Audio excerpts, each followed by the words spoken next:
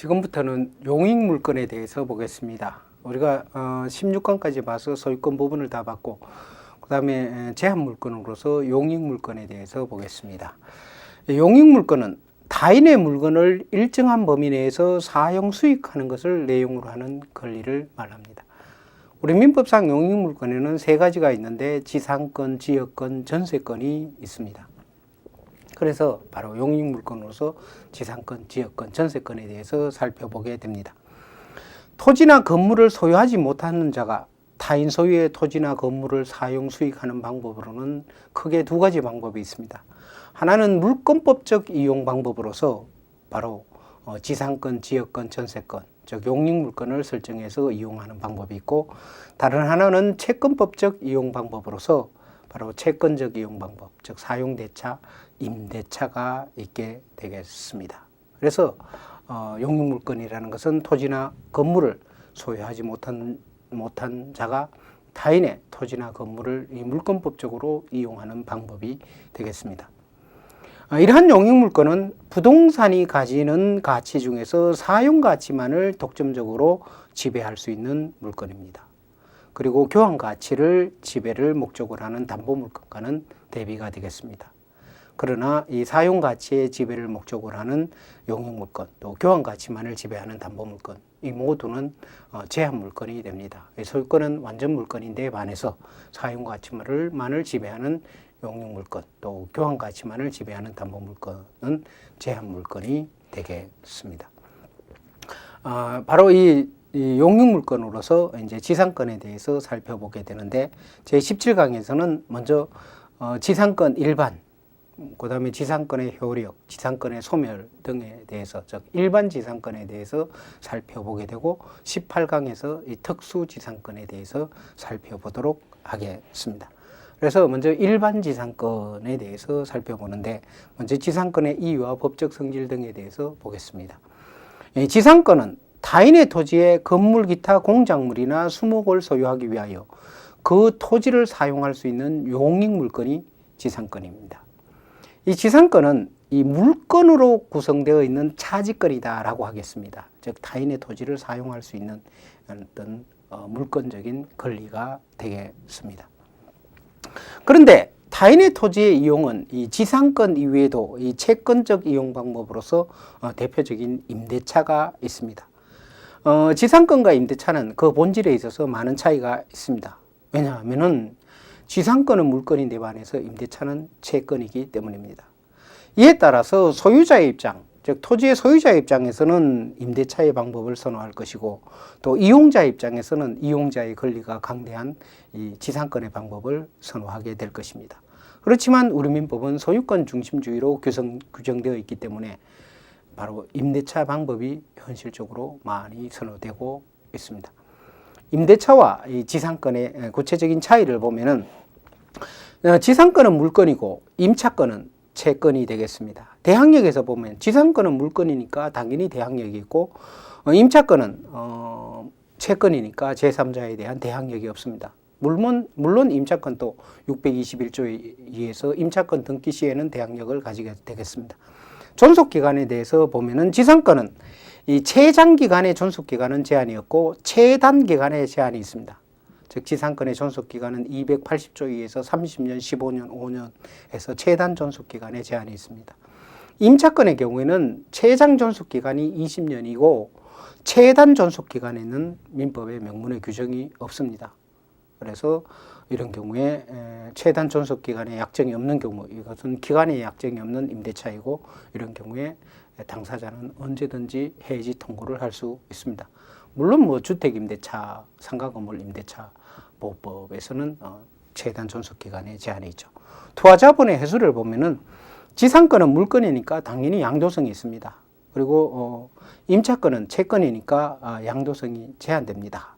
그래서 임차권은 원칙적으로 양도성이 없고 단지 임대인의 동의 시에만 임차권의 양도를 할 수 있습니다. 소멸 사유 등에서 봐도 차이가 있는데, 지상권은 2년 이상의 치료 연체가 있어야만이 지상권의 소멸 사유가 됩니다.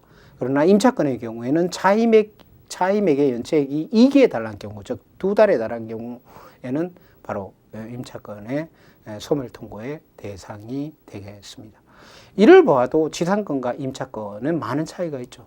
그러니까 소유자는 자기의 토지를 빌려주면서 바로 이 지상권을 설정해 주는 것이 아니라 주로 이제 임차권에 의해서 임대차를 통해서 빌려주게 되죠. 그러니까 실질적으로 이 일반 지상권, 이것은 현실에 있어서 많이 사용되지 않습니다. 그리고 이 지상권에서 중요한 것은 바로 이 특수한 지상권이라고 하겠습니다. 특수한 지상권이 현실에서는 중요하고 일반 지상권은 현실에서 거의 사용되지 않는 것이 일반적이다라고 하겠습니다. 지상권의 법적 성질에 대해서 보면 먼저 첫째, 지상권은 타인의 토지에 대한 권리다라고 하겠습니다. 지상권의 객체인 토지는 한 필의 토지임을 원칙으로 하지만 한 필의 토지의 일부라도 무방합니다. 즉 토지의 일부에 대해서도 지상권을 설정할 수가 있죠.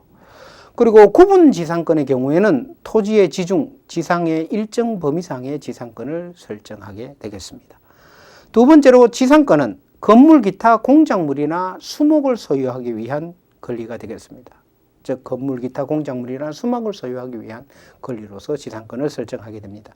이때 공작물이라는 것은 인공적으로 설치된 공작물로서 지상 공작물, 지하 공작물도 포함됩니다. 그리고 이때 수목의 소유를 목적으로 해서도 지상권을 설정할 수 있는데 수목이란 식목이 대상이 되는 식물을 말합니다. 그러면은 경작의 대상이 되는 식물의 소유를 위해서도 지상권을 설정할 수 있느냐? 다시 말하면 벼, 보리, 야채, 가수, 뽕나무의 재배를 위해서도 지상권을 설정할 수 있느냐가 문제가 되겠습니다. 여기에 대해서 학설은 대립이 되지만 농지의 전세권 설정을 금지하는 규정에 비추어 보아서 경작의 대상이 되는 식물의 소유를 위해서는 지상권을 설정할 수 없다고 하겠습니다. 그래서 수목의 소유를 위해서는 지상권을 설정할 수 있지만 경작의 대상이 되는 식물의 소유를 위해서는 지상권의 설정을 할 수 없다고 하겠습니다. 이것은 농지의 임대차 등을 금지하는 농지법 또는 농지법의 규정을 봐서도 경작의 대상이 되는 식물의 소유를 위해서는 지상권을 설정할 수 없다고 하겠습니다. 세 번째로 지상권은 타인의 토지를 사용하는 권리입니다. 즉 일정한 지상권은 일정한 목적을 위하여 타인의 토지를 사용하는 권리가 되겠습니다. 따라서 지상물이 없다 하더라도 지상권은 유효하게 성립할 수가 있고 존속할 수가 있겠습니다. 즉 나대지 위에 저당권을 설정한 저당권자가 지상 토지상에 토지 소유자가 건물을 짓지 못하도록 하기 위해서 이 나대지인 토지상에 지상권을 설정할 수 있다고 하겠습니다. 이것을 바로 일반적으로 실무상으로는 담보지상권이라고 말하는데 담보지상권의 경우에서는 어떤 토지 소유자가 지상물을 설치하지 못하도록 하기 위해서 지상권을 설정하는 경우가 됩니다. 즉 담보지상권은 금융실무에서 건물이나 수목을 소유하지 못하게 하기 위하여 지상권을 설정하는 경우를 말하겠습니다. 네 번째로 지상권은 물권입니다. 이에 따라 직접 그 객체인 토지를 지배하는 권리가 되겠습니다. 따라서 지상권은 물권이니까 토지 소유자의 변경이 있더라도 지상권에 대해서는 아무런 영향을 주지 못합니다. 또한 지상권은 물권이기 때문에 당연히 양도성이 있고 상속성이 있습니다.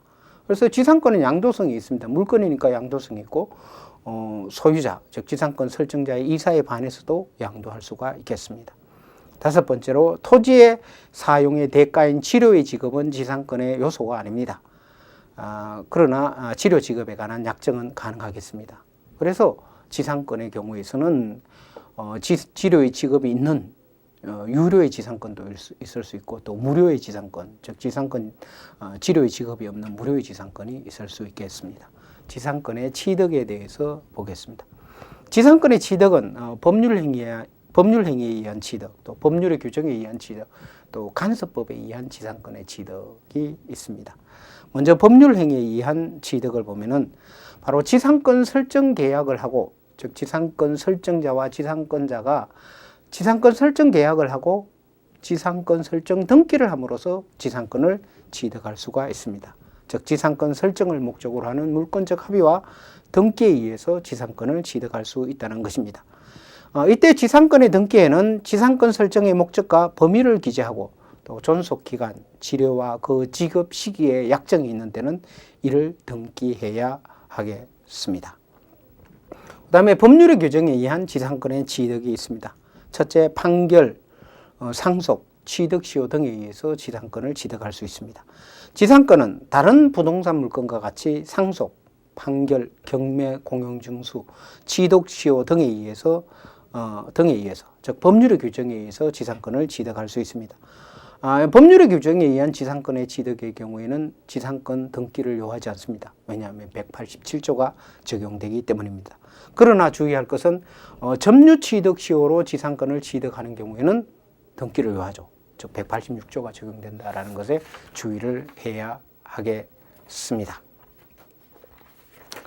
그 다음에 법률의 규정에 의한 지상권의 취득으로서 두 번째로 이 법정 지상권이 있습니다. 이 법정 지상권은 법률상 지상권이 당연히 인정되는 경우를 말합니다.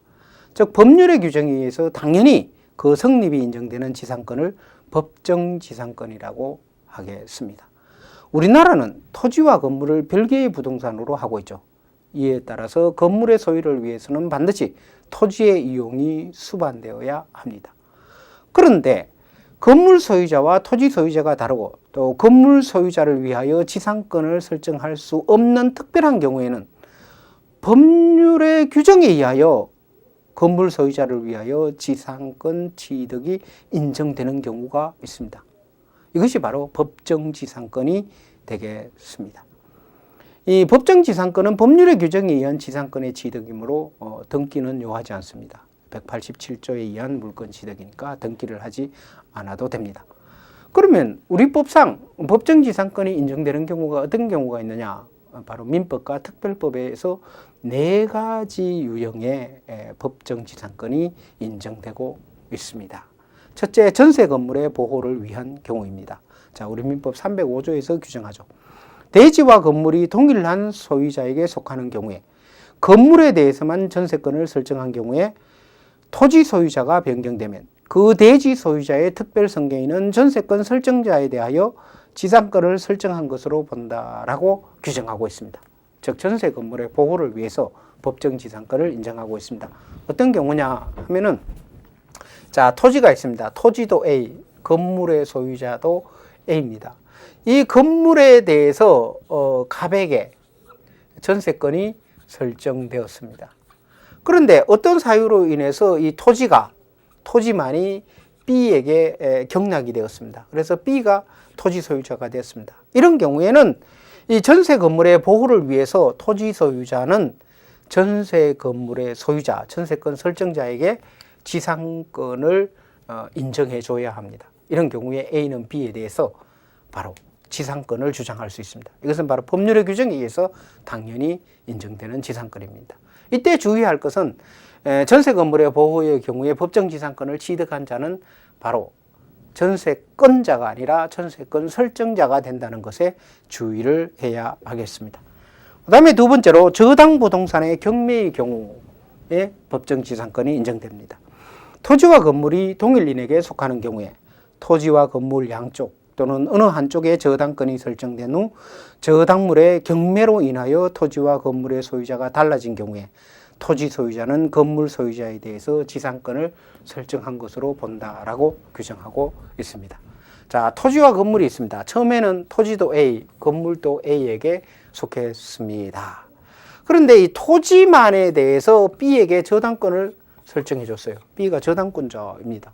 그런데 A가 B에게 채무를 변제하지 않자 B는 강제집행을 했죠. 즉 담보권 실행을 했죠. 담보권 실행으로 해서 이 토지의 소유자가 갑으로 변경됐습니다. 이러한 경우에 있어서 갑은 A, 건물의 소유자에 대해서 법정지상권을 갑은 A에게 법정지상권을 인정해줘야 합니다. 즉 A는 갑에 대해서 당연히 법정지상권을 주장할 수 있습니다. 이런 경우에 바로 건물의 보호를 위해서 법정지상권을 인정하는 것이죠. 그 다음에 세 번째로 임목저당권의 실행의 경우도 법정지상권이 인정됩니다. 이 수목의 집단에 대해서는 등기를 할 수 있어요. 수목의 집단에 대해서 임목 등기를 하게 되면 그것이 임목이라고 하고, 임목 자체는 소유권과 저당권의 객체가 되도록 하고 있습니다. 즉 임목 자체는 그 임목이 서 있는 토지와 분리되어서 소유권과, 즉 임목 자체가 소유권과 저당권의 객체로 하도록 하고 있습니다. 이에 대해서는 임목에 관한 법률에서 규정하고 있죠. 그래서 임목 저당권의 실행의 경우에도 바로 법정지상권이 인정됩니다. 즉 토지와 임목이 동일한 소유자에게 속하는 경우에 토지와 임목 또는 임목만이 저당권의 목적이 되어 경매 기타의 사유로 인해 토지와 임목의 소유자가 각각 다르게 된 때에는 토지 소유자는 임목 소유자에 대하여 지상권을 설정한 것으로 본다라고 규정하고 있습니다. 그 다음에 네 번째로 가등기 담보권의 실행의 경우입니다. 이런 경우에도 법정지상권이 인정됩니다. 토지 및 지상 건물이 동일한 소유자에게 속한 경우에 토지와 건물 어느 한쪽에만 가등기 담보권, 양도 담보권 등이 설정된 후 이들 담보권 실행에 의하여 바로 토지의 소유자와 건물의 소유자가 달라진 경우에 건물의 소유를 목적으로 하는 그 토지 위에 지상권이 설정된 것으로 보겠습니다. 예를 들어서 토지와 건물이 각각 A에게 속했습니다. 그런데 A가 이 건물에 대해서만 B에게 가등기 담보권을 설정했다. 또는 양도 담보권을 설정했습니다. 근데 A가 B에게 채무를 변제하지 않자 이 건물 자체가 어떻게 됐습니까? 바로 C에게 경락이 되었습니다. 이런 경우에 토지 소유자는 바로 C, 경락인에 대해서 이 건물의 소유를 위해서 지상권을 인정해 줘야 하는 것입니다. 그러니까 C는 A에 대해서 지상권을 주장할 수 있습니다. 이것이 바로 바로 양도담보권, 즉 가등기 담보권의 실행에 의한 법정지상권의 인정의 경우입니다. 이것은 가등기 담보법 제10조 본문에서 규정하고 있습니다. 그 다음에 세 번째로 지상권의 취득으로서는 간섭법에 의해서도 지상권을 취득할 수가 있습니다. 우리나라의 간섭법상 지상권이 인정되는 경우를 대표적으로 보면 간섭법상의 법정지상권과 분묘기지권이 있습니다. 간섭법상의 법정지상권과 분묘기지권에 대해서는 우리가 특수지상권을 보면서 자세히 설명하도록 하겠습니다. 그 다음에 세 번째로 지상권의 존속기간에 대해서 봅시다. 타인의 부동산의 이용에 있어서 이 이용권자에게 있어서는 안정적 이용의 보장이 중요합니다. 그래서 이용권의 존속기간의 장단은 이용자에게 중요한 문제이죠. 즉 지성권자에게는 중요한 문제가 됩니다. 특히 공작물이나 수목의 소유를 목적으로 하는 지상권에 있어서는 지상권의 존속기간을 장기화하는 것이 지상권자에게는 대단히 중요하다고 하겠습니다. 그래서 지상권의 존속기간과 갱신, 그리고 또 이에 대해서 바로 우리 민법에서는 자세한 규정을 두고 있습니다. 그리고 지상권의 존속기간과 갱신에 관한 이러한 민법의 규정은 편면적 강행 규정이라고 하겠습니다. 먼저 지상권의 존속기간과 관련해서 설정행위로 존속기간을 정하는 경우에 대해서 봅시다. 지상권의 존속기간은 설정행위에서 정할 수 있습니다. 즉 지상권 설정자와 지상권자의 지상권 설정 계약에서 지상권 존속기간을 정할 수가 있죠. 그러나 민법은 최단 기간에 대해서는 일정한 제한의 규정을 두고 있습니다. 당사자가 지상권의 존속기간을 약정하더라도 최단 기간에 대한 제한을 두고 있으므로 최단 기간보다 짧게는 설정 기간을 정할 수가 없습니다. 물론 최장 기간에 대해서는 아무런 규정을 두고 있지 않습니다. 지상권의 최단 기간에 대해서 보면은 지상권의 최단 존속 기간이 있습니다. 우리 민법 280조에서는 지상권의 종류와 재료에 따라서 최단 기간을 규정하고 있죠. 먼저 280조 1항 1호례를 보면은 석조, 석회조, 연화조 또는 이와 비슷한 견고한 건물이나 수목의 소유를 목적으로 하는 때는 30년이다 라고 하고 있습니다.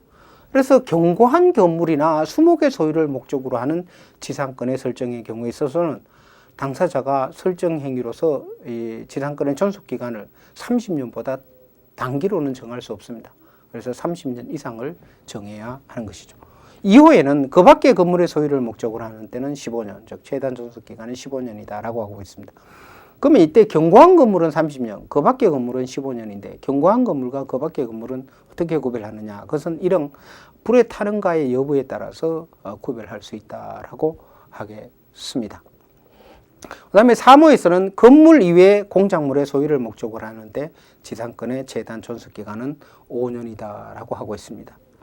이에 따라서 설정행위에서 이 280조에서 정한 30년, 15년, 5년 기간보다 단기로 정한 때는 바로 최단 존속기간까지 자동적으로 연장되는 것이 되겠습니다. 그 다음에 지상권의 존속기간의 최장기간에 대해서 봅시다. 지상권의 최장 존속기간에 대해서는 민법에서는 아무런 규정이 없습니다. 이것은 결국 우리 민법의 상의 태도가 지상권의 존속기간은 가능한 장기로 하려는 그러한 태도라고 할 수가 있습니다. 그러면 지상권의 최장 존속기간이 없으니까, 최장 존속기간에 제한이 없으니까, 그러면은 영구무한의 지상권을 설정할 수 있느냐가 문제가 되겠습니다.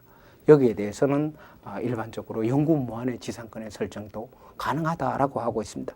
그 이유는 오늘날 토지 소유권 이런 것은 이용권을 중심으로 옮겨가야 한다는 주장이 대두되고 있고, 또한 지상권을 설정하기 목적에 따라서 영구무한으로 할 필요가 있다는 것입니다. 예를 들어서 지하철, 터널, 지하상가의 건설을 목적으로 지상권을 설정하는 경우, 이런 경우는 영구무한으로 지상권을 설정할 필요성이 있죠.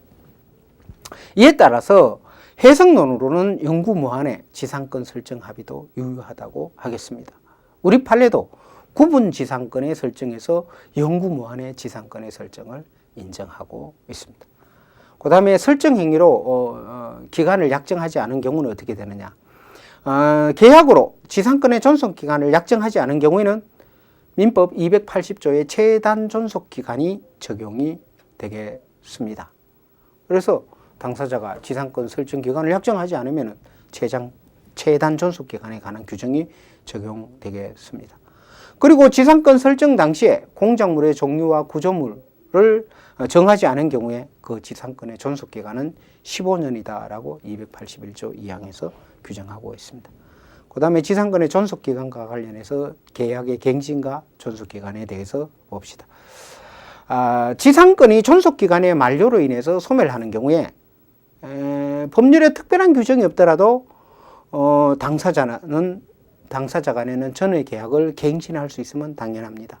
즉 존속기간의 만료로 지상권이 중요한 경우에 당사자가 합의로서 기존의 계약을 갱신할 수 있는 것이죠. 이것은 계약 자유 원칙상 당연히 인정됩니다. 그런데 우리 민법은 일정한 요건 하에서 지상권자가 일방적으로 계약의 갱신을 청구할 수 있다라고 하고 있습니다. 즉 283조를 보면은 지상권자는 지상권의 존속기간의 만료로 지상권이 소멸한 경우에 건물 기타 공작물이나 수목이 현존하고 있는 때는 계약의 갱신을 청구할 수 있다라고 하고 있습니다. 즉 지상권의 존속기간이 만료했는데 토지상에 지상물이 있습니다. 이런 경우에 지상권자는 지상권 설정자에게 계약의 갱신을 청구할 수 있다는 것입니다.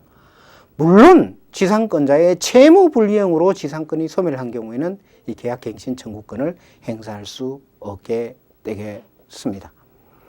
그러면 이렇게 지상권자가 계약 갱신 청구를 한 경우에 그 효과가 어떻게 되느냐? 이런 경우에 지상권자의 계약 갱신 청구에 대해서 지상권 설정자는 갱신에 응할 수도 있고 거절할 수도 있습니다. 그러나 지상권 설정자가 갱신 청구에 응하지 않는 경우에 지상권자는 존재하는 지상물에 대해서 상당한 가액으로 매수 청구권을 행사할 수 있습니다. 즉 계약 갱신 청구를 했는데 지상권 설정자가 응하지 않습니다. 이런 경우에 지상권자는 지상권 설정자에게 지상물을 매수하라라고 매수 청구권을 행사할 수 있다는 것입니다. 이때 지상물 매수 청구권의 법적 성질은 형성권이 되겠습니다. 그러니까 형성권을 행사하면 지상물을 사가라라고 의사표시를 하면은 바로 지상권 설정자와 지상권자 사이에서는 매매 계약이 체결된 것으로 보겠습니다. 이때 그 목적물의 가격은 바로 매수 청구권 행사 당시에 시가상당액이 그 목적물의 즉 매매 계약의 가격이 되겠습니다. 따라서 이러한 지상권자의 계약 갱신 청구권과 지상물 매수 청구권 이런 것은 바로 지상권 설정자에게 불리하게 작용하죠. 그래서 지상권 설정자는 자기가 계약 갱신 청구에 응하지 않는 경우에 지상물을 구입해야 하니까 이런 경우에 간접적으로 지상권 설정자의 계약 갱신을 간접적으로 강제하는 기능을 가진다라고 하겠습니다. 그 다음에 갱신과 존속기간에 대해서 보면은 지상권 설정 계약을 갱신하는 경우에 그 존속기간, 치료 등에 대해서는 새로이 약정할 수가 있겠습니다. 이때 다시 갱신하는 경우에 존속기간은 280조의 최단 존속기간보다 단기로 약정하지는 못합니다. 그러나 물론 280조의 존속기간보다 장기로 약정하는 것은 얼마든지 가능하다고 하겠습니다. 그리고 갱신을 하면서 존속기간에 약정을 하지 않았습니다. 이런 경우에는 바로 최단 존속기간이 그대로 적용된다라고 하겠습니다.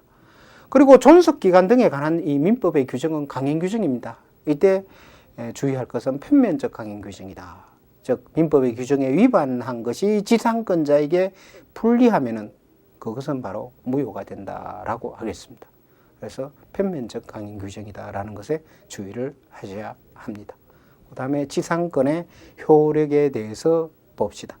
첫째, 지상권자의 토지 사용권이 인정됩니다. 자, 지상권 당사자가 지상권 설정 계약을 하고 지상권 등기를 했습니다. 그런 경우에 당연히 지상권자의 토지 사용권이 인정되죠. 지상권자는 설정 행위로 정하여진 목적의 범위 내에서 토지를 사용할 권리를 가지게 되겠습니다. 이때 지상권자의 토지 사용권은 지상권의 목적에 의하여 제한을 받으므로 그 목적의 범위를 넘어서 토지를 사용할 수는 없습니다. 또한 토지에 영구적인 손해를 일으키는 변경은 가할 수 없다라고 하겠습니다. 그리고 지상권은 토지를 사용하는 권리이기 때문에 인접 토지와의 이용 조절을 목적으로 하는 상린관계의 규정, 이것은 지상권자에게 적용된다고 하겠습니다. 또한 지상권은 물건이죠. 그래서 지상권자의 토지의 사용 수익이 방해당하는 경우에는 방해자에 대해서 지상권자는 당연히 물권적 청구권을 행사할 수가 있습니다. 이때 물권적 청구권은 지상권에 기한 물권적 청구권, 또 지상권자는 토지를 점유하고 있으니까 점유권에 기한 물권적 청구권, 양자가 모두 인정이 되겠습니다. 두 번째로 지상권의 처분이 가능합니다. 이것은 투하자본의 해소수단으로서 지상권의 처분이 가능합니다. 바로 지상권의 양도, 지상권자는 지상권을 양도할 수가 있고 지상권의 목적물인 토지를 임대할 수가 있고 또 지상권 자체의 담보 제공을 할 수가 있습니다. 지상권자는 타인의 토지에 건물 기타 공작물을 짓거나 또 나무를 심어가기 위하여 오랜 기간 동안 이 토지상에 자본을 투자하게 됩니다. 그래서 지상권자의 투하자본의 해소를 보장하기 위해서 민법은 여러 가지 방법을 인정합니다. 첫째로 지상권의 양도를 인정하고 두 번째로 지상권의 목적인 그 토지의 임대를 인정하고 또 지상권 위에 저당권을 설정할 수 있다라고 해서 지상권 처분의 자유를 인정하고 있습니다. 왜냐하면 지상권은 물건이니까 당연히 지상권 처분의 자유가 인정되겠습니다. 먼저 지상권의 처분을 보면은 지상권은 물건으로서 당연히 양도성이 있습니다. 따라서 지상권자는 타인에게 지상권을 양도할 수가 있고 또 지상권의 존속기간 내에는 그 토지를 임대할 수가 있겠습니다. 그 다음에 지상권자는 지상권 위에 저당권을 설정할 수가 있어요. 그러니까 지상권 자체가 저당권의 목적이 된다라고 하겠습니다. 그 다음에 지상권 소멸 시에 투하자본의 해소수단을 보면은 지상권이 소멸하면 지상권자는 토지를 반환해야죠. 이때 지상권자는 지상물 수거권을 가지고 또한 지상물 매수 청구권을 인정하고 있습니다. 또 지상권자의 유익비 상환 청구권도 인정됩니다. 이것은 지상권 소멸의 효과에 대해서 효과를 보면서 자세히 설명하겠습니다. 세 번째로 지상권의 효력으로서 지상권자의 치료 지급 의무가 있습니다. 치료의 지급은 지상권의 요소가 아닙니다. 그래서 치료는 반드시 지급해야 지상권이 설정될 수 있는 것이 아니라 무상의 지상권도 인정될 수 있습니다. 즉 지상권은 유상, 무상으로도 모두 설정 가능하겠습니다.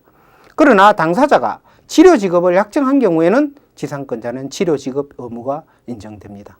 이때 치료액은 원칙적으로 당사자의 협의에 의해서 결정이 되고 또 치료액, 그 지급 시기에 관한 약정이 있는 경우에는 이를 등기해야만 제3자에게 대항할 수 있습니다. 치료액이나 지급 시기에 관해서 등기하지 않으면 제3자에게는 대항할 수가 없는 것이죠. 그리고 주의할 것은 지상권자가 2년 이상 치료액을 지급하지 않은 때는 지상권 설정자는 지상권의 소멸을 청구할 수 있습니다. 즉 지상권 설정자가 2년 이상 치료를 지급하지 지상권자가 지상권 설정자에게 2년 이상 치료를 지급하지 않아요. 이런 경우에는 지상권 설정자가 지상권자에게 지상권의 소멸을 청구할 수가 있고 소멸 청구하면은 지상권은 바로 소멸한다라고 하겠습니다. 그 다음에 치료 증감 청구권이 인정됩니다. 286조에 의해서 지상권의 존속기간은 상당히 단기죠. 그래서 그동안의 조세, 기타의 부담의 증감이나 지가의 변동으로 종래의 치료액이 적당하지 않을 수 있죠.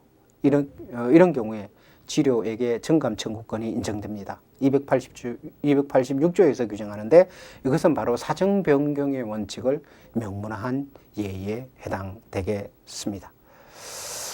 그 다음에 지상권의 소멸에 대해서 보겠습니다. 지상권 소멸 사유는 물건 일반의 공통한 소멸 원인 그것이 그대로 적용됩니다. 가령 토지가 멸치를 한다든가 존속기간이 만료한다든가 또 지상권에 대한 소멸시효가 완성한다든가 혼동이 일어난다든가 토지 수용이 있는 경우 지상권은 소멸하게 됩니다. 그 외 지상권에만 특유한 소멸 원인이 있습니다. 여기에 대해서 자세히 보겠습니다. 첫째, 지상권 설정자의 소멸 청구의 경우, 두 번째로 지상권 포기의 경우, 세 번째로 지상권 소멸에 관한 약정 사유의 발생의 경우, 이 지상권의 특유한 소멸 사유로 지상권이 소멸하게 되겠습니다. 먼저 지상권 설정자의 소멸 청구에 의해서 지상권은 소멸합니다. 287조에서 규정하죠. 치료를 지급해야 하는 경우에 지상권자가 2년 이상 치료를 지급하지 않은 때에는 지상권 설정자는 지상권의 소멸을 청구할 수 있습니다. 이것은 강행 규정입니다. 지상권의 이 소멸 청구를 하게 되면 지상권 설정자가 지상권자가 2년 이상 치료를 지급하지 않는 경우에 지상권의 소멸 청구를 할 수가 있고 소멸 청구를 하게 되면 당연히 지상권은 소멸하게 되겠습니다. 이때 2년 이상 치료의 체납이 있어야 하는데 이때 2년 이상 치료의 체납이라는 것은 연속해서 2년분의 치료를 체납한 경우는 물론이고 통산에서 2년분의 치료가 체납된 경우에도 이에 해당합니다. 그 다음에 이 지상권 설정자의 소멸 청구권의 법적 성질이 어떻게 되느냐, 이게 채권적 청구권이냐 형성권이냐가 문제인데 형성권으로 보는 것이 타당하겠습니다. 그래서 소멸 청구가 있으면은 2년 이상 치료 체납으로 소멸 청구가 있으면 지상권은 소멸한다라고 보는 것이 타당하겠습니다. 그러니까 소멸 청구를 하면은 187조가 적용되어서 지상권 말소 등기 없이도 지상권은 당연히 소멸한다고 하겠습니다. 그 다음에 지상권의 포기에 대해서 보면은 지상권자는 언제든지 지상권을 포기할 수 있습니다. 그래서 지상권의 포기는 물권적 단독행위죠. 그래서 이게 물권적 단독행위니까 법률행위죠. 그래서 186조가 적용되어서 포기 등기를 해야만 지상권은 소멸되겠습니다. 그러나 포기로 인하여 다른 사람에게 손해를 주어서는 안 되죠. 이에 따라서 첫째로 지상권 포기에 의하여 토지 소유자에게 손해가 발생한 경우에는 그 손해를 배상하고 포기할 수가 있습니다. 둘째로 지상권이 저당권의 목적인 경우에는 저당권자의 동의를 얻어야 포기할 수가 있겠습니다. 그 다음에 소멸 사유의 약정이 있는 경우 당사자 사이에 지상권의 소멸 사유를 약정할 수가 있겠습니다. 그래서 그 약정한 사유가 발생하면 지상권은 소멸할 수가 있겠습니다. 지상권 소멸의 효과를 봅시다. 자, 지상권이 소멸하면은 먼저 지상권자는 지상물에 대해서 수거를 할 수 있습니다. 지상물 수거권을 가지고 있고 그 다음에 지상권 설정자도 지상권자에게 지상물 매수 청구권을 행사할 수가 있고 그 다음에 세 번째로 지상권자는 지상권 설정자에게 유익비 상환 청구권을 행사할 수 있습니다. 그래서 지상물 수거권, 지상물 매수 청구권, 유익비 상환 청구권에 대해서 보겠습니다. 먼저 지상권자의 지상물 수거권이 인정됩니다. 285조에 의하면은 지상권이 소멸한 때는 지상권자는 건물 기타 공작물이나 수목을 소유하여 토지를 원상 회복해야 한다라고 하고 있습니다. 그래서 285조 규정에 의하면은 지상권자의 지상물 수거를 지상권자의 의무로 규정하고 있는데 지상권자가 지상물을 수거하는 것은 지상권자의 의무이자 또한 지상권자의 권리다라고 하겠습니다. 이때 지상물의 수거는 지상권이 소멸한 후 지체 없이 행해야 하겠습니다. 그리고 수거를 위해서 필요한 기간 동안은 토지의 사용은 계속할 수 있는 것으로 보겠습니다. 두 번째로 지상권 설정자의 지상물 매수 청구권이 인정이 됩니다. 지상권이 소멸한 경우에 지상권 설정자는 언제든지 지상물의 매수를 청구할 수가 있습니다. 즉 토지 소유자가 지상권자에게 상당한 가액을 제공하여 지상물의 매수를 청구하는 경우에는 지상권자는 정당한 이유 없이 이를 거절하지 못하는 것으로 하고 있습니다. 그럴 때 이에 따라서 지상권 소멸 시에 지상권 설정자도 지상권자에게 지상물 매수 청구권을 행사할 수가 있고, 그 다음에 앞에서 봤듯이 지상권자도 지상권자에게 지상물 매수 청구권을 행사할 수 있죠. 즉 지상권의 존속기간이 만료한 경우에 지상권자는 계약갱신 청구권을 행사할 수가 있고, 이에 토지 소유자가 계약갱신 청구에 응하지 않은 경우에 지상권자는 지상권 설정자에게 지상물 매수 청구권을 행사할 수 있습니다.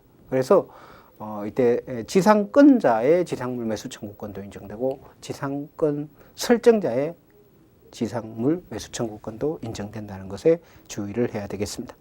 이때 지상권 설정자의 지상물 매수 청구권의 법적 성질에 대해서는 형성권이라고 보는 것이 통설이 되겠습니다. 그래서 토지 소유자가 형성권을 행사하면은 매수 청구권의 행사 당시에 상당한 가액으로 매매 계약이 성립합니다. 즉 형성권이니까 바로 매수 청구권을 행사하면 바로 지상물에 대한 매매 계약이 성립되어 버리는 것입니다. 그리고 이제 그 매매 목적물의 가액은 바로 지상물의 청구권 행사 당시에 지상물의 현시가, 이것이 바로 매매 가격이 된다라고 하겠습니다. 그 다음에 지상권자의 유익비 상환 청구권이 인정됩니다. 지상권 소멸 시에 지상권자가 지상권 설정자에게 바로 이 비용 상환 청구권을 행사할 수 있느냐, 이에 대해서는 명문의 규정이 없습니다. 여기에 대해서 필요비와 비용 상환 청구권은 크게 필요비와 유익비로 나누어 볼 수 있는데, 필요비라는 것은 물건의 보존 관리비죠. 그 다음에 유익비는 물건의 가치를 증대시키는 계량비, 이런 것이 유익비에 해당되죠. 그래서 지상권이 소멸할 시에 지상권자는 지상권 설정자에게 필요비 상환 청구권은 없다라고 하고 있습니다. 그러나 지상권자는 지상권 설정자에게 유익비 상환 청구권은 부당이득의 법리에 따라서 인정된다라고 통설은 보고 있습니다.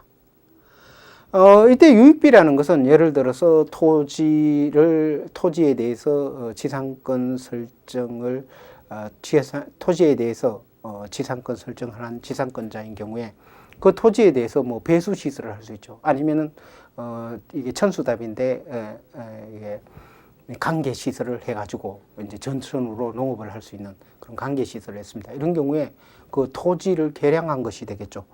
즉 토지의 가치를 증대시킨 계량비를 지출한 것이죠. 이런 경우에 지상권 종료 시에 지상권자는 지상권 설정자에게 유익비의 상한 청구를 할 수 있다고 하겠습니다. 그래서 명문의 규정이 없지만 통설에서는 지상권 종료 시에 유익비 상한 청구권을 인정하고 있습니다. 이것은 우리가 전세권의 경우에는 명문의 규정이 있죠. 필요비는 상한 청구할 수 없고 유익비만 상한 청구할 수 있다라는 명문의 규정이 있습니다. 그래서 이게 물건의 경우에서는 필요비의 상한 청구권은 인정 안 되고 유익비의 상한 청구권은 적해 용익물권의 설정에 있어서는 인정된다라고 보는 것이 타당하겠습니다. 그리고 필요비의 경우는 상한 청구할 수 없다고 보는데, 왜냐하면은 지상권 존속 기간 동안에 지상권 설정자는 지상권의 목적 토지를 지상권자의 이용에 필요한 상태를 유지할 의무가 없기 때문입니다. 임대차의 경우에 있어서는 임대인이 임차인에게 임차 목적물이 임차인이 사용할 수 있도록 적당한 상태에 유지해야 할 의무가 있습니다.